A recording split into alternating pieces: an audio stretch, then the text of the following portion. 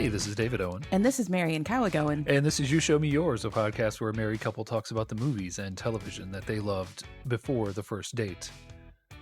And this time I was made to watch The Contender. Yep, it's the 2000s, I don't know, do we call this a political thriller in which a female politician is dodged by allegations of sexual impropriety that a man probably would not. That's so total fiction, right? That would never happen. No. It's the 2000 Rod Lurie movie with Joan Allen and President Jeff Bridges, who I desperately want more of. He's a delight. And Gary Oldman as a political villain. It's kind of like House of Cards meets The West Wing meets actual politics. Mm-hmm. I really enjoy this movie. I don't think it ages especially well, but I enjoy it anyway. Because Joan Allen is just kind of a badass. So, but there are interesting things to talk about, as we will today. First, Dave, what did you know about this going into it? I don't know if I knew a lot. I feel like I had maybe seen parts of it. Or clips or something, maybe clips of Gary Oldman. Mm-hmm. I'm not sure, but there were parts of it that were oddly familiar. But yeah, I didn't really know anything about it. Yeah. It does not measure up to, the American president in terms of presidential portrayals, but it's not really about the president so much, although he is one of my favorite parts of it. But it's not super well known. Like I said, I enjoy it though. President Barack Obama enjoys it too. He says that Jeff Bridges' president portrayal here is his favorite movie president, not Andrew Shepard in The American President. What? But a lot to discuss. So a capsule summary of the plot. Joan Allen is Lane Billings Hanson, a senator, second term, I think, from Ohio. And the president, played by Jeff Bridges, Jackson Evans, needs to find a new vice president because his vice president has died in office. And he's got various people that he's considering. And the first part of the movie, one of his potential designees is Jack Hathaway, governor of, I think, Virginia, played by William Peterson, a.k.a. What's his character's name? Gus Grissom? Yeah. On CSI? Yeah. CSI Original Recipe in Vegas. Mm-hmm. And he is out fishing with a reporter on the river, and then, whoa, oh my goodness, a car runs off the road on the bridge ahead of them and goes into the river, and he's brave and he dives in to save her, but he can't, and he's very sad. Yeah. And the White House tells him, hey, we really would like to name you as vice president, but this is too weird. It makes you look like a cheap Ted Kennedy because she died in the water, and so you're not vice president material anymore. And so they go to their next choice, who is Lane Hanson. And you may notice that she's a woman and none of these other people are women. Well, that's how it was. It was a totally different time, right? Now we totally accept women in high positions of leadership, but then not so much. And so she has to be confirmed, and the head of the committee that will be running her confirmation hearings is Sheldon, quote, Shelley Runyon, played by Gary Oldman, from Illinois. I thought I remembered him as having a strong Southern accent in this. I think I may be thinking too much of House of Cards with that. But has he done a role where he has a Southern accent? What am I thinking of here? I mean, he's done all kinds of accents. Yeah. Yeah, I was thinking, he's the one you kind of forget he's British because you've seen him do so many other ones. Yeah. His styling here is perfect because first of all, he's got two pairs of glasses, one of which I think is probably actually his prescription, but he only wears in private. They're actually the kind that is hip now, like these thick, chunky plastic lenses. And then the ones that he puts on when he's out in public, which are these thin, wire-rimmed gold frames, which I think is terrible, but that was much more the style at the time. And his hair, he's got these curls that he doesn't really know what to do with, and he's got a bald spot. And he's got both the receding hairline and a thinning spot on top, and he's got this couple of random curls that just go there, and he's just a man who does not know what to do with his body, and he's fantastic. It's great. But he's a Republican. Evans and Lane are Democrats, and so from the start he's opposed to Hansen, and he kind of gins up this stuff on the committee to get everybody against her. And they go out and find all sorts of dirt on her, and they're basically gonna torpedo her. I think one of his henchmen says, "We're going to obliterate a life." Mm-hmm. And part of the reason they dislike her is that she switched parties. Yeah, that seems like the primary reason. Well, yeah, and they kind of don't hit that hard enough. Yeah, really, it just comes up as like, oh, we don't like her. We don't like her shoes. So, but her father was the governor of Ohio, and she was in the House. Her father's a Republican. She was in the House as a Republican, and then when she ran for Senate, she switched parties. Somehow won. I feel like these days that would torpedo you. But what do I know? So they're angry at her for this and other reasons, and they decide they're going to torpedo her nomination with the bonus that would embarrass Evans, probably. Who defeated Runyon for president? Yeah, that's hard to tell. Apparently, also or something. But I don't think you run for president if you're in the House and then get back in the House. I don't get it. Yeah, there's bad blood between Evans and Runyon too. Yeah, and they find some photos and video, I think, of a college party where someone who they say is Lane is basically having sex with a lot of men on camera. They refer to it as a gangbang. I don't think they have video. Point. I think the video is just motion picture. Okay, yeah, I think it's just part of the movie. Yeah, we're shown video, and it's kind of set up as if it's Lane's memories, but hold on to that thought. And then they come out with the fact that her husband was her campaign manager on her first Senate run, and he was married at the time to someone else, and they had an affair, and that's terrible. And I thought, wouldn't a lot of people know this by now? Why is this news to many people? But okay. And they try to. It's all about her character.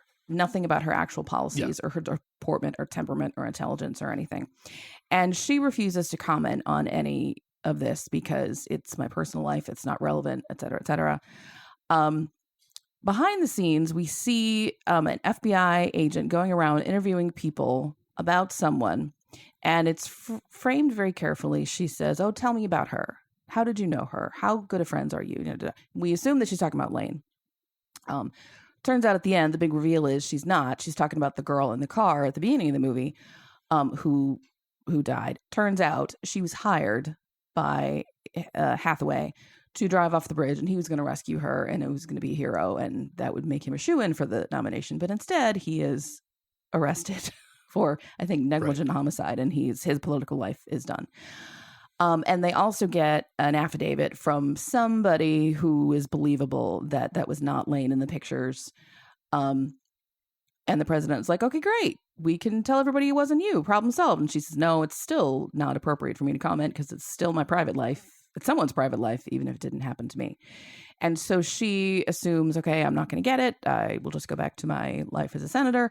But President Jeff Bridges calls a joint session of Congress and gives a very Sorkin-esque speech, and everyone applauds, and she assumes that she's got it. And that as the credits rolled, I was like, they didn't actually vote on her confirmation. Yeah, and the text of his speech is that he's not asking her to pull back. She had asked him to withdraw her name. He's not accepting her pulling her name out of the running for vice president. Yes, and he's basically saying to Congress, I want you to confirm her unanimously, and I want to do it now. And from the viewpoint of 2024, I'm thinking, oh, how quaint that the president thinks the entire Congress would do anything together. Well, but also that I feel like the acknowledgement here is that he has them on their heels, and that at this point, anybody who's willing, and also during the course of this speech, Shelley walks out, the guy who is leading the witch hunt essentially, and he walks out. Yes, Gary Oldman's character. Runyon and Hathaway are buddy, and Hathaway to some degree knows that this takedown of Lane is happening. Isn't really behind it, but knows of it and approves of it. and Jeff Bridges and his chief of staff, who is amazingly played by Sam Elliott, without mustache, but it is still mustacheless Sam Elliott. It is still distinctively Sam Elliott. Yes. His character's name is Kermit, which is also amazing. They realize what's going on, and they sort of they trap Shelley into tying his political future to Hathaway's, and when he realizes that Hathaway is going down, he's like, okay, well, there goes all my power too. So he slinks away to his condo in Springfield, Illinois, and just is miserable for the rest of his life. I don't know. Yeah. And at this point, I feel confident that no one who's listening to this followed any of that.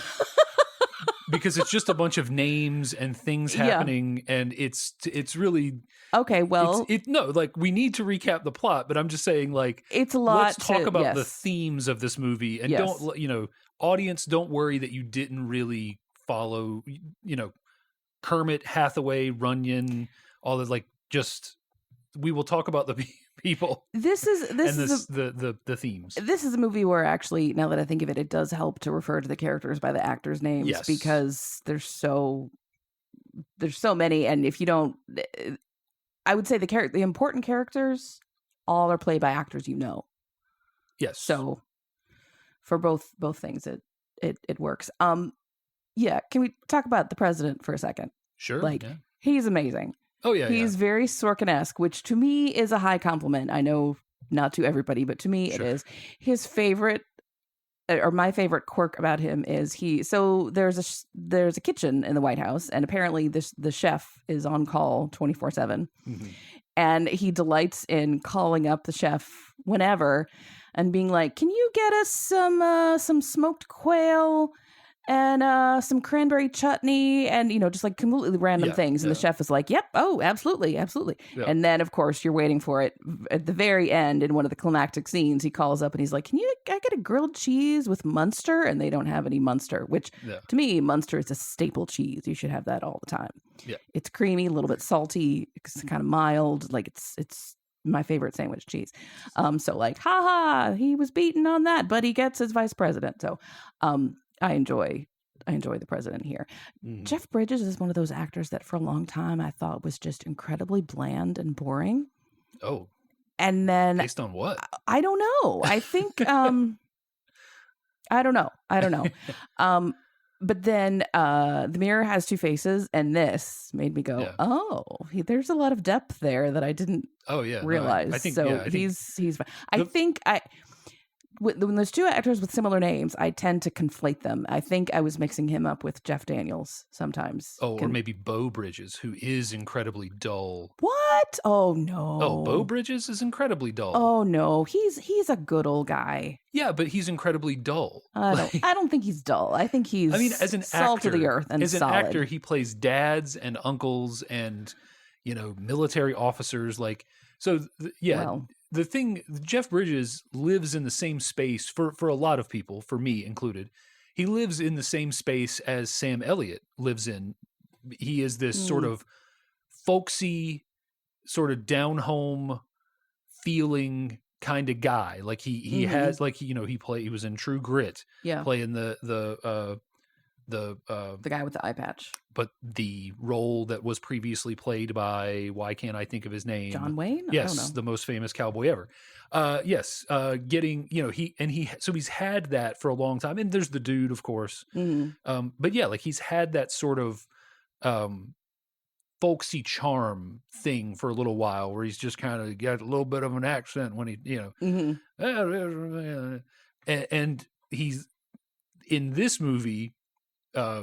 Sam Elliott is not leaning into that, and Bridges is kind of. So it's interesting to see two actors that I would class as filling the same, kind of hole in a movie. Like when you say, like, I need a character, he needs to be like folksy, like somebody you could believe sitting at a bar giving you like sage advice. Mm-hmm. Like, okay, I could take either one of those guys, and find it believable. That they sat at the bar and had some folksy. You look more nervous than a long-tailed cat in a room full of rocking chairs, or whatever, kind of thing. You could do. Every time I hear that phrase, I'm like, I've got to use that in conversation sometime. Yeah. I always forget it when the time is right. But yeah.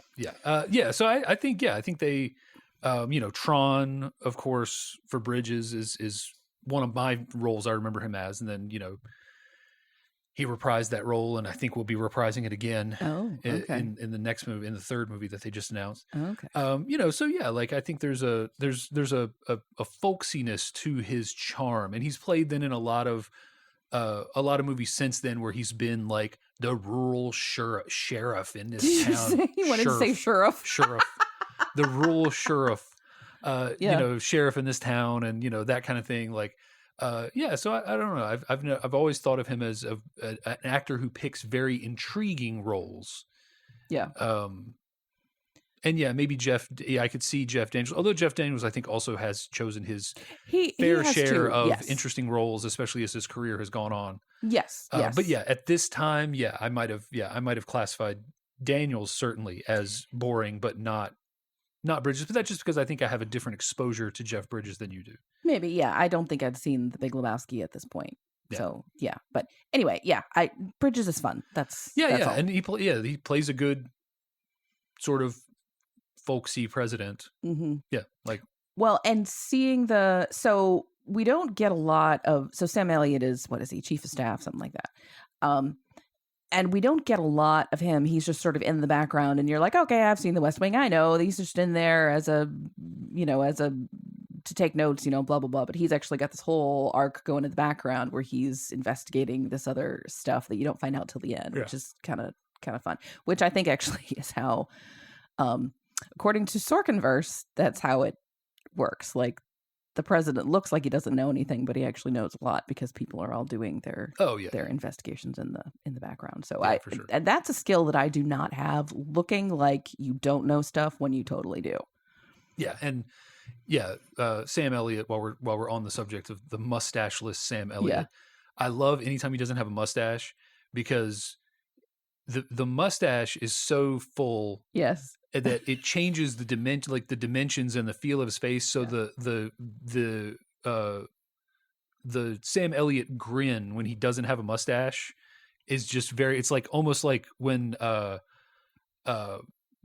Jim Carrey does the Grinch grin. Like, it's so up, like it looks like someone's pushing his cheeks up. Yeah. Like, it's so full, because normally you don't see that part of his smile through the mustache. So it just looks like his face contorts into this. It's almost terrifying. It's a little bit villainous. Yeah, it really is. Which, honestly, I think as a chief of staff, you have to be willing to be a little bit villainous. Oh yeah. So yeah, two good performances in the top. I mean, it's all good performances, really. But those two in particular. Yeah. Okay. Here, I mean, the big question of the movie: if this were you, which it wouldn't be, because again, I think the point is that a male candidate would not be treated quite the same way as a female. But would you speak up about it? Would you say, that's not me? No, I wouldn't. But yeah, I mean, like, first of all, I can't answer that question at all. Second of all, it probably wouldn't be asked of me. Mm-hmm. But like there is and I think this is a central theme of this movie. Like, there's a certain, aside from would a woman be asked this question, there's a certain amount of power you give to somebody when you respond to a baseless allegation. Like, and I wouldn't, this allegation isn't completely baseless. Mm-hmm. They do have, I think, the former head of the sorority who is deposed, mm-hmm. who, like you were saying, the flashbacks are meant to be, or appear to maybe be, Joan Allen's character's flashbacks, but they're really the flashbacks of this sorority mm-hmm. woman who is recounting and giving the deposition. Like, I think there's just certain things that you don't justify or dignify with a response, like, I don't feel so threatened by an allegation that is basically with no merit, without any merit, mm-hmm. that I feel I need to respond to it.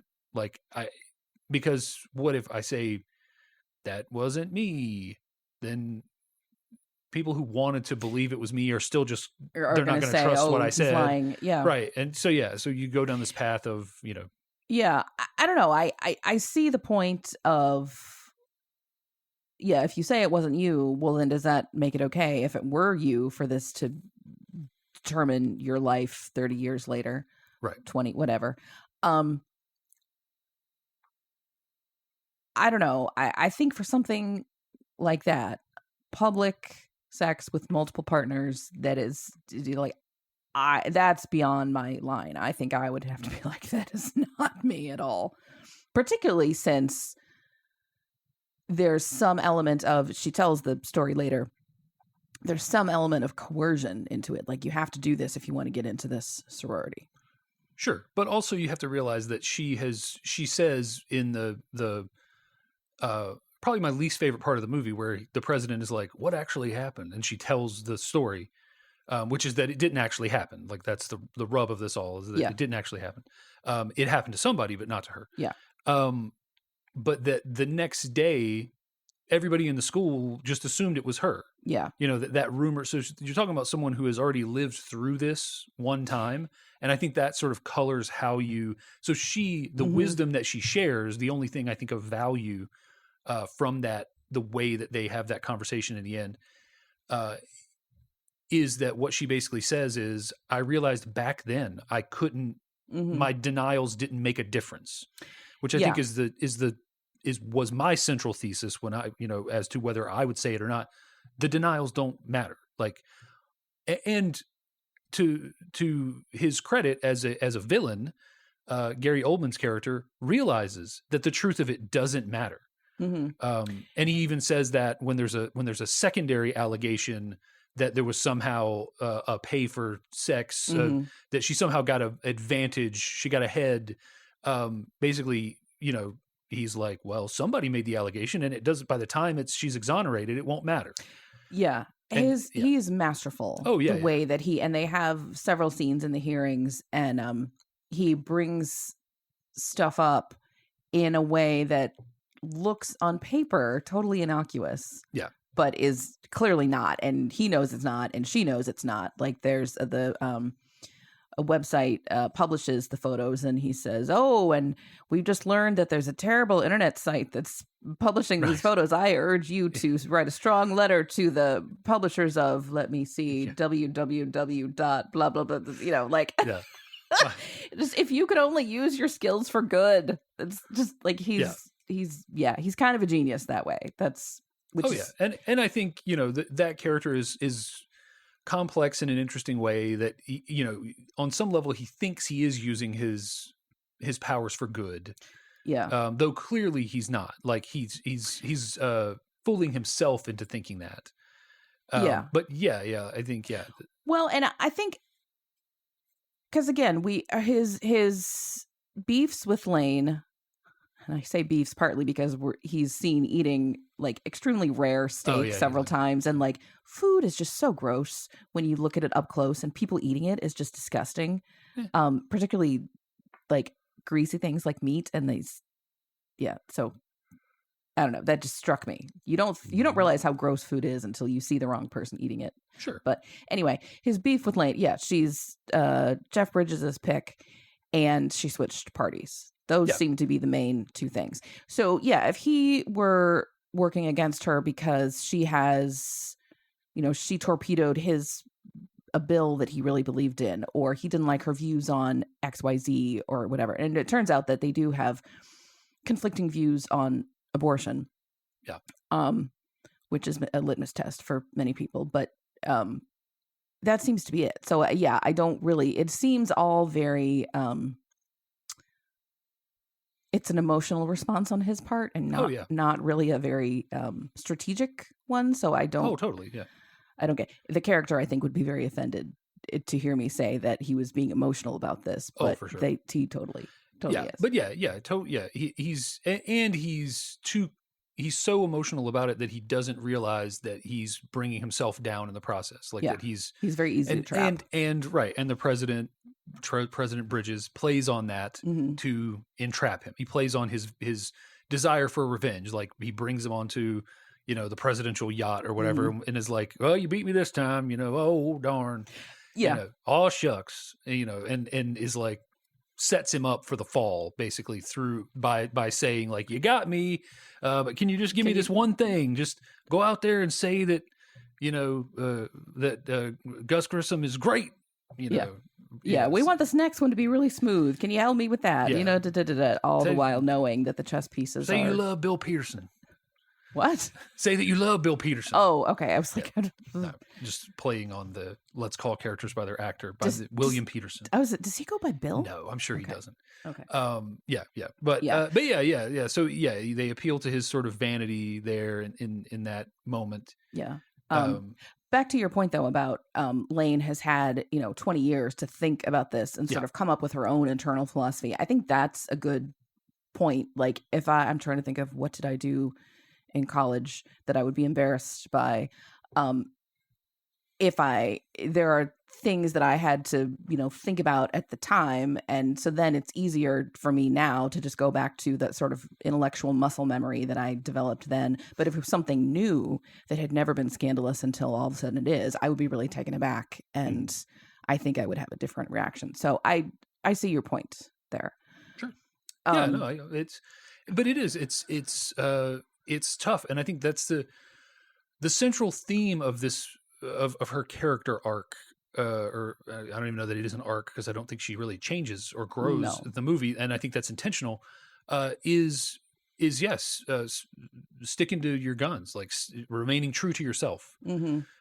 She has a couple of opportunities to sort of betray her central principles to get an advantage, because it would be easier to just say, "No, it wasn't me," and here's 3 witnesses I can produce that will say that it wasn't. And she says at the end, she's like, I have a birthmark on my leg, and the woman doesn't have here's a definitive way in which you can tell that it's not me. Although that feels a little bit much. Like I'm willing to say that's not me, but there's this birthmark on my thigh right below my underwear line. Like, no, I don't think she says below underwear line. She doesn't, but I'm saying like this would be the sort of thing that like she's a public figure. There are probably pictures of her in a bathing suit. Yeah. Sure. Paparazzi pictures of her at the beach.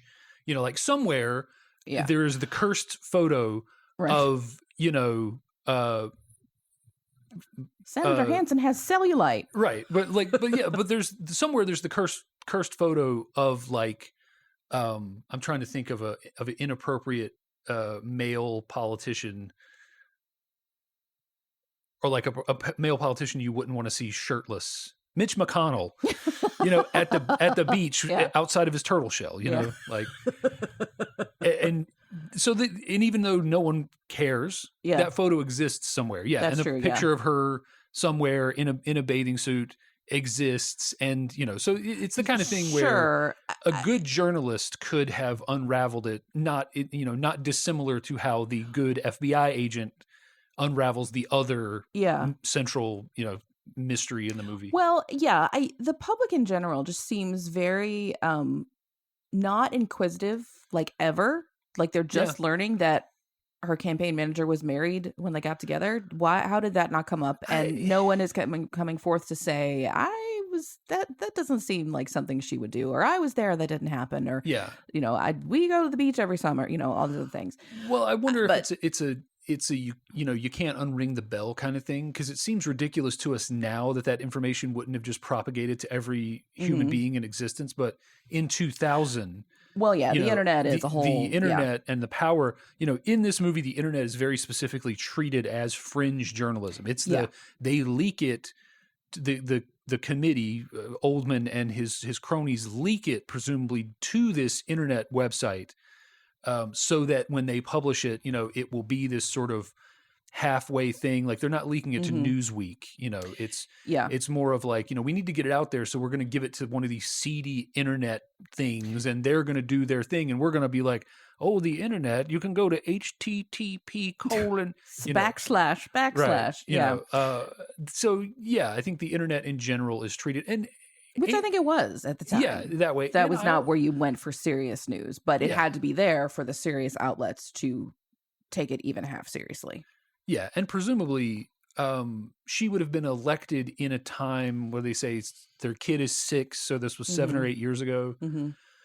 You know, you're talking about the mid 90s now, the early 90s even, at a time where the internet was even less, you know, and it's just like secrets can be, you know, because honestly, maybe. like, why did all the stuff about Clinton not get way more traction Well, during yeah. the election cycle in 91 than it did, you know, like it got some traction, but it true. wasn't. There had been stuff out there for a while. Yeah. That's fair. So Well, some and secrets just don't.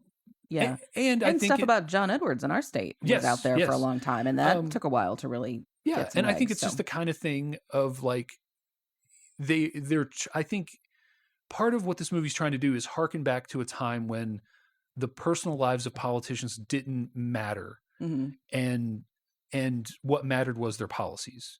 And so, you know, they're calling back to 7 or 8 years ago. They're like, no one really cared that she had an affair. Like, they're bringing it up now because here in the year 2000, in this modern future of hellscape of politics, they bring up pointless things like people's infidelities, you know. What's interesting is so we're told that Jeff Bridges is at the second half of his second term. Yeah. But they say that Lane at some point, I don't think they mentioned whether she was in the House or the Senate, but voted to impeach Clinton. Yeah. Which happened in 1998. So they're really messing with the timeline. Like Bill Clinton did all the same things, but at a different time. What do you mean all the same things? I mean, they don't go into what Clinton was accused. Well, no, they say he stood by while military officials lost their jobs because of infidelity, but then he had done the same thing. Yeah. So that was her point. That right. But she was applying equal justice. Yes, but I'm saying they mentioned that, and that seems to be what actually happened to Clinton in real life in 1998. But in 1998, in this timeline, Jeff Bridges was president. So. Oh yeah, I see what you mean. Yeah, they're confusing the timeline by saying he's in his second term. Yeah, but I mean, you know, whatever. But I don't think that that the time the Clinton stuff happened makes a big difference. I don't think we ever get a definitive setting for this movie. What do you mean? I don't know if we ever get like, oh, it's 2000. It's the year 2000. It's the year 2001. It's the year. So you could construct a timeline in which this movie is occurring after Clinton. President Bridges wins his first election in 2000. She's a second. She's been in the House. She's, you know, so 98 she was in the Senate, but it was her first term in the, so like you could construct a timeline. But you're right. No, you're right. It's if you just take the movie strictly on its timeline. If you say, oh, this movie is, there's actually a great YouTube channel that I like to watch. I think it's called Horror Timelines or Movie Timelines.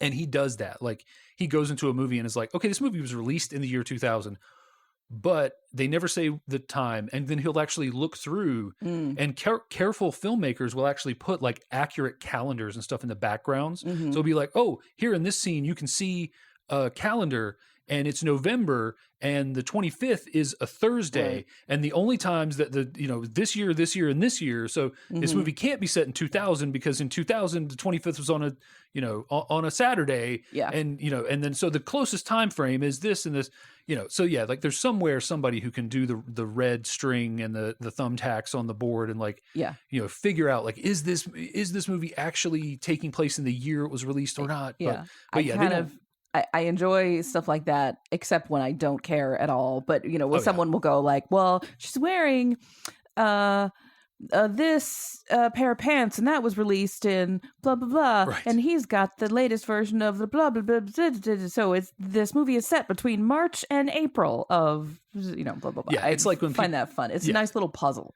Yeah. Oh, yeah. It's like when people date globes. Yes, yeah, like I saw a flow chart awesome. The other day that was like, does this country exist? Does this? Yes. Does this? Has this broken up yet? Is this, is this one country or two? Yeah. Yeah. Yeah. And you can get it down to like, I've seen somebody get it down to like, this globe was produced in this week in 1957. Oh gosh. Because, this is on the globe and this is not. And if it had been produced Oh, that's amazing. prior to this or after this, it would have looked, different. That's amazing. Yeah. I think I've told you this. So my mom's childhood home, they had maps on the kitchen wall, one U.S. map and one world map. And when she was a kid in the 50s, well, A, the interstate highway system is being built. B, tons of countries in Africa mostly were gaining independence and naming and renaming and reshaping their borders and everything. And so between the highways and the names, Mom said they were getting new maps like every other week. Probably not actually, but like you were never entirely sure that the map on the wall was up to date because everything changed. So we got way off track. Oh yeah. Well, so Gary Oldman's really sort of Achilles heel. His wife is sort of a long-suffering political wife, and at one point she says, I always assumed I'd have children, and at some point I realized we couldn't have children if you were going to be able to do the job that you're meant for. Right. And finally she gets sick of what he's doing to Lane, and she goes to Lane and she says, listen, I had an abortion. He didn't know. You can tell him. Yeah. Because he's vehemently anti-abortion. And presumably this is only to hurt him, because I don't think that saying, oh, guess what? Your wife had an abortion and you didn't know. Ha, you're like, he's not morally culpable for that. There's no hypocrisy, anything. Well, I think it's just to hurt him on I don't TV. think that's her intent. I don't think her intent is just to hurt him. It's because she says he's going to call you a baby killer. And when he does, ask him if he thinks that way about his own wife. I think her point, and this is the thing that I find often with conservatives, is they lack the empathy to understand an issue until it touches them. Homelessness isn't a problem until they're homeless. Wages aren't a problem until they're underpaid. Gas isn't a problem until they can't afford to fill up their tank. And I think that's her intent. I think her intent is to let him know that his world has been touched by abortion, and that if he thinks that someone who supports abortion is a baby killer, what does he think about someone who had one, who is his wife? And I think I don't think it's just to embarrass him. I think that she's clearly fed up with the way that he has handled this. And you can tell the actress is only there for a short bit, but like she does a good job of portraying, she's got like 2 scenes, portraying this idea that she thought that this was a noble thing that he was doing, and it was at the beginning, and he's become this thing that she doesn't recognize. And I think that's what she's trying to do. She's trying to take him by the shoulders and shake him, like, wake up. This has touched you. This has touched someone you presumably care about. So and the moment that for someone who thinks like that, and I don't want to just say conservatives. I know I did, but I don't want to just say conservatives, because it's everybody. It can be everybody, but I see it the most in conservatives, in politics, in conservatives. She wants to shake him and say, this has touched you too. Now adjust your thinking. This thing has finally, this thing that you're on your high horse about, it's touched your life. It's touched the people that you care about. Do you still think the same way? And I think I feel like that's her intent more than just to embarrass him, because she wants the version of her husband back that she married, right? Like she wants the crusader for good that she married, the one who is capable, because he shows himself to be incredibly capable of pursuing his goals.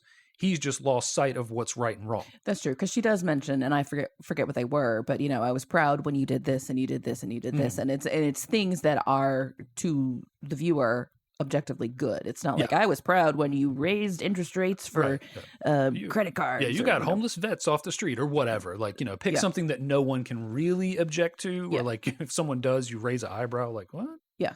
Like free lunches, for instance, for kids at school. The things that we used to all think were good, and now he's changed. Well, so I think what you have a perfectly valid interpretation. I just don't see it as the only vengeful, 100% vengeful on her part. Like she will certainly be satisfied by seeing him embarrassed on television, Mm-hmm. but I think her real intent is to try to stir him to realize that, like, hey, you can't talk about this like someone who is clean. Yeah. Like, this has affected you. This has touched your life in a way that you didn't understand. And I think that that's the point where a lot of people, and maybe this is part of human nature, I don't know, but I think that's the point where a lot of people start to look at an issue differently when it has actually touched them. Like, maybe I don't know. That marriage just makes me incredibly sad. oh sure, yeah, Like, even if you've decided not to have children, if you then feel like you can't talk to your husband about this unintended pregnancy and you just go and terminate on your own, like, there's something in your marriage that's broken.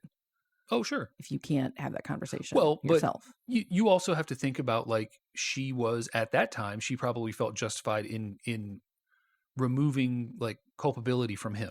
Like, well, if he doesn't know, then he can get out there and be, staunchly pro-life or whatever, and no one's going to be able to say, like, hey, but what about when your wife had an abortion? Because he doesn't know, and no one knows, and it's a secret. And so I'm sure she would justify it as protecting him on some level. But this leads to possibly my favorite scene in the movie, and some of the best nonverbal acting from Joan Allen in the movie, where she has the moment. He takes the bait, and you can see her stop, and you can just see that in her head she's like, okay, I can hit him back right now. I have this piece of information. I can devastate him. I can stop this whole proceeding, like get this adjourned for the day. Just with this one thing but she understands that that's not who she is. And just like she can't give credibility to the accusations against her by even answering them. Yeah.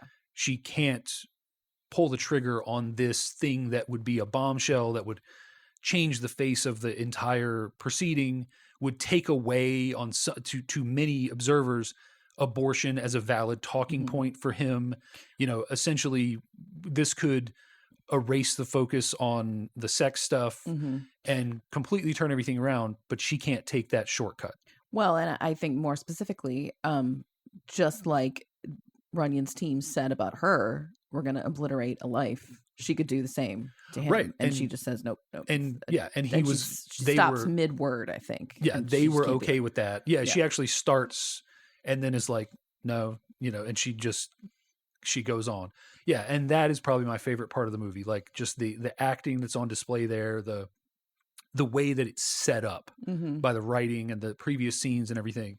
And you as the audience feel like she's justified in that. And then after the moment passes, you're like, no, like she wouldn't do that. Yeah, once the adrenaline dies down, you're like, oh, okay. The sort of analog, not analog, but like the opposite version of that is the character we haven't talked about, the Christian Slater character. Yes. Who is a young principled Democrat who has disagreements with Joan Allen's character, and also I think is distrustful of her having swapped sides. With that, I totally get. And all these and he goes under through a similar reversal, whereas she has the opportunity to betray her values and doesn't. He has the opportunity and does, and then realizes over the course of having done it how much of a mistake he's made, and starts to walk it back, including at certain points defending her during the trial, even though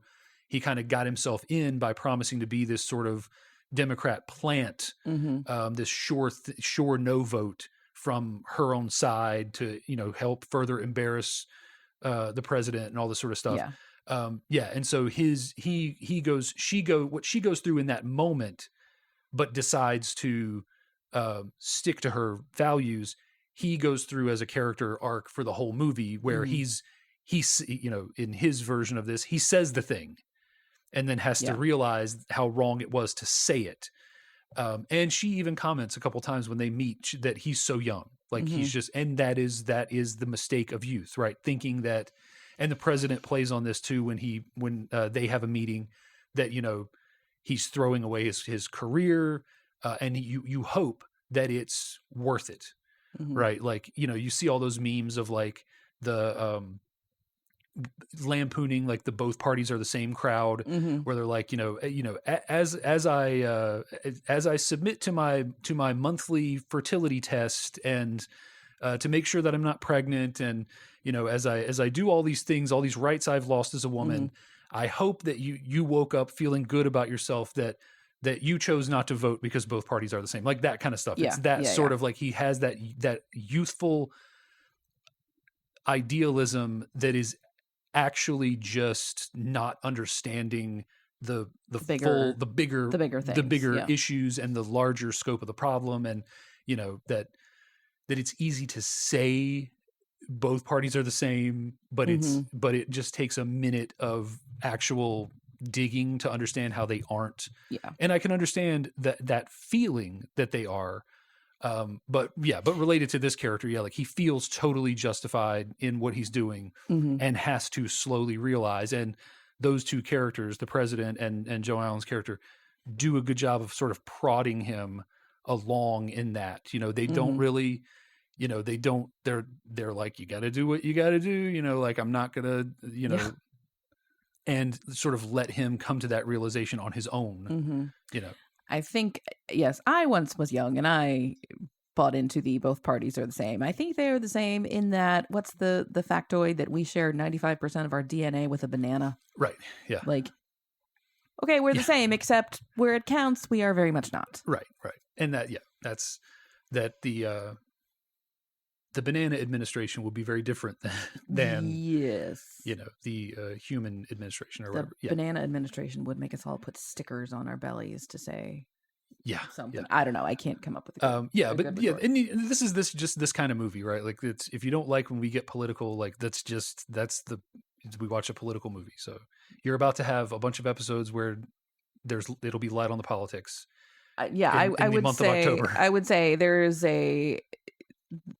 a non-zero chance that there will be some politics in there, because horror is innately political. Yeah. Well, so here's a question, and again, anything political, The West Wing is always part of my analysis because I've seen all those episodes so many times. Toward the end of the series, some administration has to choose a vice president, and one of the sort of secondary characters, who is a female political strategist and has been one of the voices for women's rights the entire time, says, this is your chance to pick a woman. You don't have to worry about the voters being like, well, I don't know, I want a woman, but not this woman, and I just don't think we're ready, and blah, blah, blah, blah, blah. Yeah. And she says, then the next time this is an issue with the ballot, it's a fait accompli. Like, it's done. They've gotten used to it on their own. Yeah. Which is the same situation here, different amount of terms, but the same thing. And I wonder if that is true, or would it always be, well, no one actually voted for her, even though your elected representatives voted for her, because how the legislature has to approve them. But I mean, now we have people, I think people selectively grousing about no one actually voted for Harris in the primaries, and why is she the nominee? So like people grouse about that no matter what. Not really because they care about procedure, but because they don't like the person. But we do have a female vice president. It took a couple tries, but now we have one who was actually elected. So I don't know. I mean, now we've elected a female vice president and people say, well, she didn't do anything. So I don't know if it makes a difference in the long run. Is there a question? Or is that just a statement? That's just... What do you think? Go. Sure. I don't know. Like, is there a difference between appointing a female vice president this way or electing one? Like, probably not much of a difference, but some difference. Sure. I would say I feel like it was probably more important to elect someone of color to president or vice president Mm. through the democratic process than it would be for a woman. Mhm. I mean, like, I don't feel like people wouldn't have celebrated as much as an accomplishment if Obama had been appointed somehow, Mhm. you know, a fictional president carries Mhm. vice president midway through after We have all a of the stuff came out about John Edwards. we have a designated survivor Right. Yeah. situation. Yeah. Like, I think that was super important that happened at the ballot box. I don't know if it's as important that the female thing. I feel like people would be more, I think it would move the needle less, because I think the needle had a lot less distance to travel than it did for race. Mm. Sex, I think it had a lot shorter distance to travel, because we've had, your Nancy Pelosi's of the world Mhm. and the, female governors and these sorts of things. So, and I think it's just been the sort of thing of, have we had a black Speaker of the House? No. Right. Have we had a black majority leader in the Senate? I don't. There are barely any non-white senators, let alone. Right. So, yeah, so I think, yeah, it would be, I think it moves the needle a little to do that, and does make it a little bit easier when people then go out to the ballot box. And yeah, I imagine that's some of what Hillary Clinton struggled against in 2016, a small part. I almost don't want her to even be recorded in the history books, because she's such I mean, like, obviously she is, but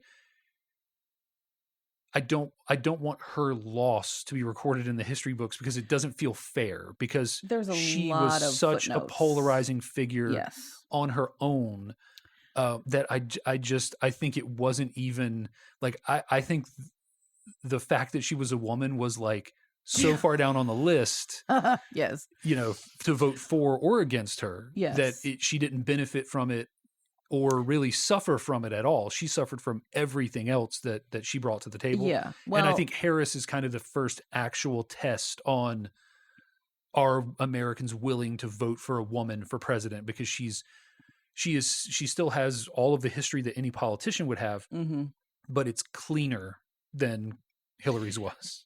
Well, yeah, and there have been some allegations that come up about her. There's, well, first of all, her husband was not married when she met him, but he did have an affair that led to the end of his first marriage, which is somewhat dogging him, not really her, although his ex-wife she and the vice president are friendly, and they're, they co-parent, and I think she was at the convention, and, so like, that's not quite the same, but there is, an affair in the spouse dogging them has happened.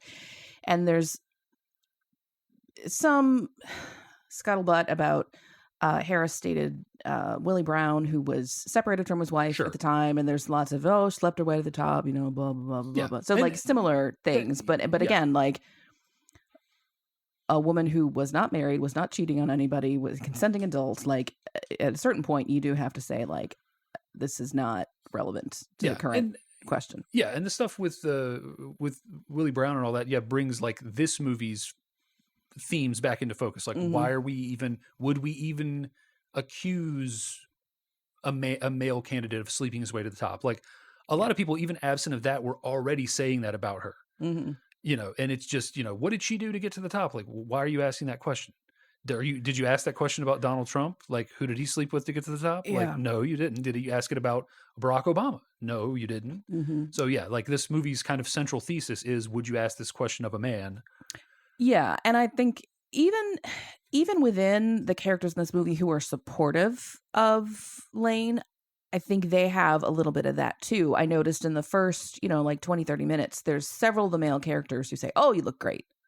Sure. Yeah. Which is, would you say that to a guy? Probably not. Yeah. It's also funny because, several of them say you look great. And then the one character is like, "Is that what you're wearing?" Which, of course, is played by one of my favorite character actors. Yeah. Saul Ruben. Yeah. Yeah. Just at some point we're going to watch Unforgiven. Oh, okay. He is in that. He is great in that. One of my favorite character actors. He's in a Western? Oh yeah. Oh, okay. He plays a writer. Okay. But yeah, just one of my favorite guys to see pop up in a movie, especially like around this time, like 90s through the early 2000s. Like you see him pop up, like oh okay yeah. He has a great nebbishy look to him. Yes, he's on that roster of guys who you bring in to play a very narrow set of characters. He's in there with David Paymer and Kevin Dunn and yeah, and like there's just a handful of guys that you bring in, and I mean it's Sam Elliott is often that we were talking about earlier, like he's the folksy and this movie's got a few of those running around in it, but what's his name who plays her dad, that guy, like that guy was 60 to 80 years old for his 40 years entire life. Speaking of him, so according to IMDb, the original version of this, I'm not sure if it was in the script or if it got shot or when they took this out, but the original script involved one more allegation that comes out, which is that he, as governor, used his powers to get her elected to the House early in her career. Sure. And when it comes out, he can't take the embarrassment and he commits suicide. Oh, Lord. That is like wild. That changes things a lot because all the other things that come up in the movie as it is are about her personal life and they aren't a reflection on her qualifications or her ability or anything. And that is. So I'm glad that didn't go. I think if you're trying to drive home the point of view that like these sort of the family members should sort of be off limits, I think that is in that wheelhouse, but way too far. Well, and I think that's kind of, I mean, in a way it's relevant. I mean, also if she was reelected and then elected to the Senate, then she is capable on some, but yeah.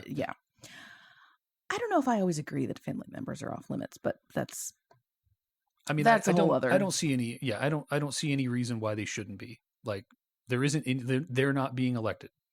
The family members are not being elected, and they're also like they're not like what was Bill Clinton's ne'er-do-well brother gonna do about the presidency? What was Jimmy Carter's brother gonna actually do to affect the presidency? Yeah, I don't know. Well, okay, so one of the politicians that I like and a political spouse who I like very much, Sherrod Brown, is a senator from Ohio, is running for re-election this November. I hope he wins. And his wife is Connie Schultz, who is awesome, who was a columnist, I believe, for the paper in Columbus or Cleveland, and now for USA Today, I think. And she has changed what she writes about so that she will not overlap with his. She would never have to cover her husband or appear in any way to be influencing what he does or anyway be inappropriate. And that I think is something that's worth looking at. Like if I were in office and I was on a committee that regulated IT providers, something that was relevant with your line of work, that's like you're kind of mixing things here. Well, like she is, her professional integrity led her to choose to change her focus. Just as your professional integrity could lead you to change your focus. Like I think it's, I don't, at the very least, you're talking about bringing that up in a campaign setting would mean that you would have to say like, oh, I can assure you that if I'm ever on anything that would regulate the telecommunications industry, I would recuse myself from that.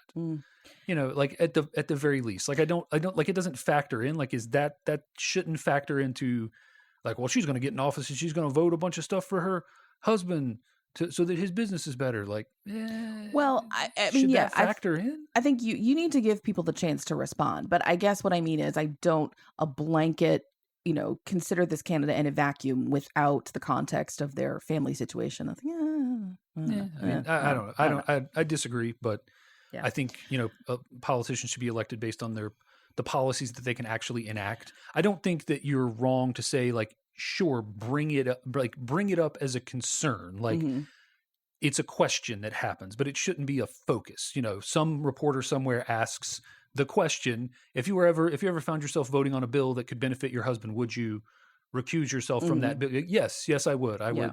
would.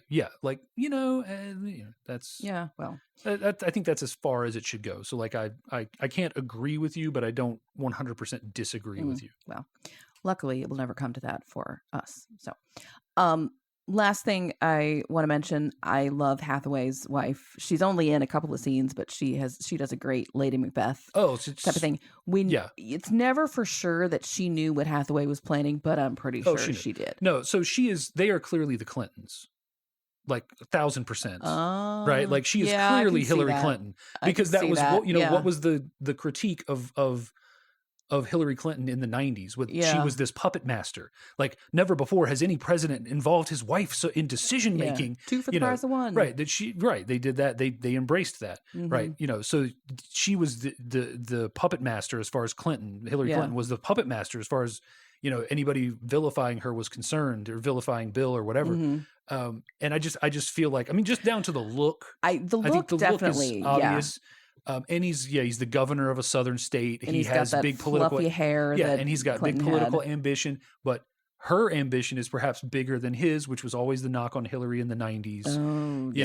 So it just that's just how it reads to me. Like the moment I saw him, I was like, this is, because I didn't know what this movie was about. I was like, okay, so this is a thing. This is a take on on the Clinton scandals, right? Like this is going to be some thinly veiled primary colors kind of thing, right? I can see that. I think because she talks about like their political ambition, and this was our chance in the way that someone vilifying Hillary Clinton would have, had her speak. I think a Clinton Hillary Clinton corollary would have pushed her way into more rooms, but regardless, I enjoy the actress. So when she is shut out at the end, in the climactic scene where they reveal that they know that Hathaway paid the girl to drive off the bridge, she is very. They tell her no, and she is very like it gets to her that she can't be in the room. It kind of looks like, though, like you could also see it as she wants the respect that she would get as a political wife. And she wants to be in this room for her own ego, not as a decision maker necessarily. But I can see it going both ways. I think she wants to be in the room because, like she said earlier, this is their accomplishment. She should be there because she is just as responsible for getting him to this position. Because when he is denied the position, she's the one who spurs him on, that leads to him getting involved with Gary Oldman's character and kind of kicking off the whole thing. Yeah. Because they essentially designed this whole scheme to make his character, Hathaway's character, the de facto, like, okay, well, she's going to fail. Joan Allen's character is going to fail, and they will have to fall back to this more moderate Southern Democrat. Yeah, it's a very, he comes home and he's just like, well, I guess I'm not getting it. Okay. And she's in his face like, you cut the shit, you get back in there. We worked too hard for this. Yeah. Which actually, and I've never seen the British House of Cards, but the American House of Cards, almost exactly that scene happens. Kevin Spacey comes home and it's like, well, they told me I'm not getting it. And Robin Wright is like, no, this is not what we do. We stay up and plot. And So I will never be your Lady Macbeth, just so you know. Thank you. Yeah. Well, I think we've said most of what can be said about The Contender. Let us know what you think. What would you ask the White House chef to make you at 3 a.m? And do you think that he would have it? Let us know. You can get in touch with us a couple different ways. You can send us an email. You can find us on Facebook. Our handle's the same for both. It's YSMY Podcast, YSMY for You Show Me Yours. We're at gmail.com. Or DM us on Facebook. Also on Facebook, you can find links to our latest episodes. We have new episodes every other Wednesday. So 2 weeks from today, no matter when you're listening, there'll be a new episode. Except for October, we have a new episode every week. Yes. For Spooktacular. Yes. I changed my voice during that. It didn't sound like Spooktacular. Yeah. It sounded a little bit like Sunday. Anyway, so next time Dave will be hosting. And what are we watching next time, Dave? I don't know. It's a mystery. No, I have a list of 5 or 6 movies. I think there are technically 5 weeks in October, so we're going to do an episode a week. So whatever it'll be. But I haven't decided the order, but amongst them are things like The Descent, Sinister, It Follows,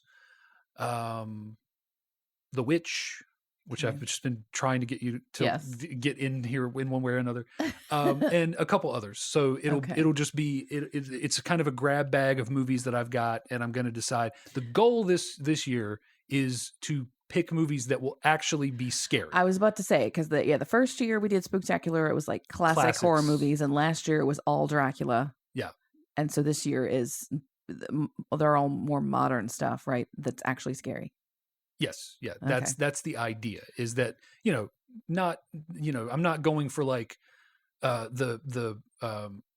you can't sleep after you watch this, like never watch this movie again, No, like no thank you. Serbian films or anything No, like that. thank you.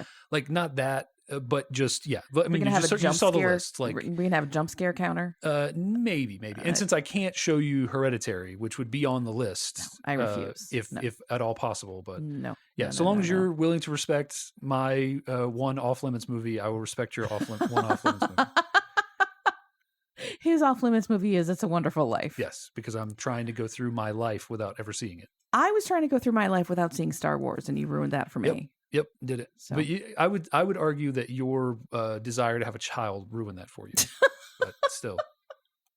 Okay, well, I'll come up with another one that's off limits, and no, Hereditary is my off limits. Yes, that's your off limits movie. All right. Anyway, that is. Jeez. Get it together. Okay, we'll see you next time with Spooktacular specific movie TBA. In the meantime, this has been You Show Me Yours. Thanks for listening. Bye. Bye.